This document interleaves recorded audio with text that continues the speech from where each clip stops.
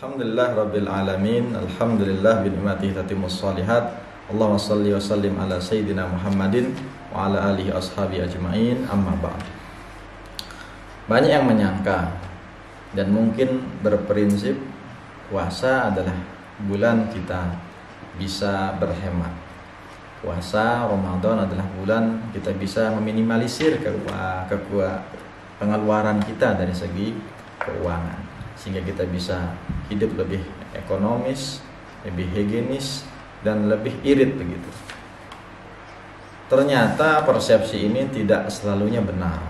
Mengapa?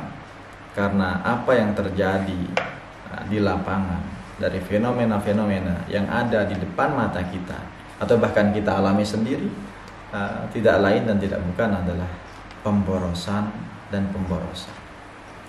Contoh sederhananya adalah manakala kita berbuka puasa. Berapa banyak di antara kita yang manakala melakukan ngabuburit, mengisi waktu antara asar dan maghrib dengan berjalan-jalan, membeli takjil, membeli makanan-makanan dan minuman yang bila tanpa kontrol, tanpa menahan diri, apa yang dilihatnya, yang dianggap enak, rasanya ingin semuanya dibeli, rasanya ingin semua dimiliki. Namun apa yang terjadi? Yang terjadi adalah ketika azan maghrib berkumandang, menggebu-gebu sekali kita berbuka, dan banyak di antara kita akhirnya tidak bisa memasukkan apa-apa yang dibeli tadi dengan harga puluhan ribu, bahkan mungkin ratusan ribu ke dalam perutnya, karena sudah tidak mampu lagi, full dan tidak muat untuk dinikmati. Usi nafsi wa iyyakum bitaqwallah. Inilah kemubaziran selama berbuka puasa. Mubazir itu artinya boros. Mubazir artinya sia-sia. Mubazir artinya tidak berguna. Tidak berguna untuk menambah ketaatan kepada Allah, dan lebih-lebih lagi yang paling parah adalah kita menyia-nyiakan harta kita. Tentu bab mubazir ini tidak terkena, tidak mengena, tidak tertuju pada mereka yang gemar berbagi, gemar memberikan takjil kepada orang-orang lain, gemar menyiapkan dan membagi-bagikan buka puasa kepada saudara-saudaranya. Ini tidak tertuju kepada mereka.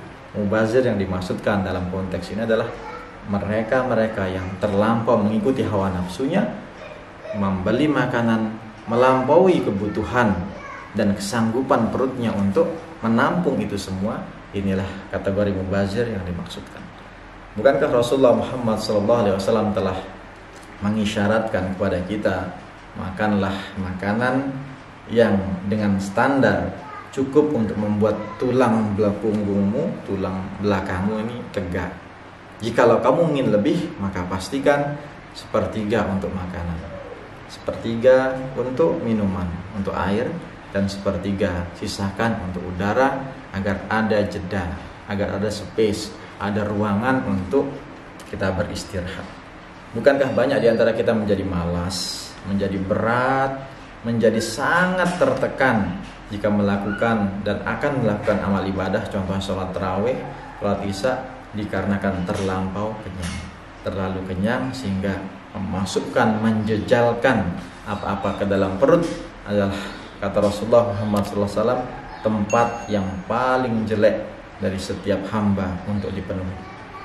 Maka dari sini kita belajar bahwasanya Allah Subhanahu wa taala mengingatkan kepada kita, wala tubazir tabdzira. Innal mubadzirina kanu ikhwanas syayatin. Sesungguhnya Allah Subhanahu wa taala melarang kita, jangan kau berperilaku mubazir. Sesungguhnya orang-orang yang gemar membazirkan apapun itu adalah termasuk di antara golongan daripada saudara-saudara syaitan. Membazirkan apa? Makanan iya, harta iya, ya waktu juga iya.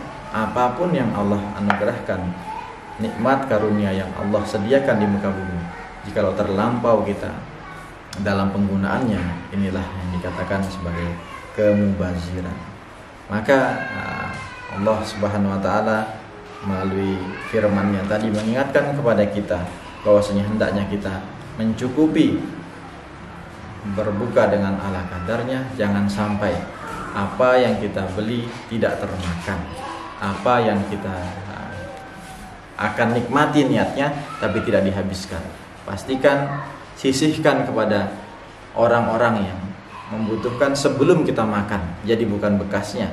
Jadi pastikan setelah membeli, oh ini porsi saya, sisanya saya tidak perlu, saya berikan kepada ini, tentu lebih afdol dan tidak termasuk kepada pemubaziran yang dimaksudkan dalam konteks ini. Dan insya Allah pahala memberikan takjil dan iftar kepada orang-orang yang memang kita sayangi, yang mereka membutuhkan, itu adalah sudah sangat besar pahalanya. Sebagaimana seakan-akan kita mendapatkan pahala puasa mereka tanpa mengurangi pahala puasa mereka sedikit pun. Jangan sampai berbuka puasa kita menjadi ladang dosa baru dikarenakan kita terlalu mubazir sehingga tidak membeli sesuai dengan kebutuhan dan kecukupan. Takjil yang asal katanya dari kata-kata takjil itu artinya adalah menyegerakan. Kalau di Indonesia menjadi buka puasa, padahal dalam bahasa yang benar, bahasa Arab, buka puasa itu lebih kepada iftar atau futur.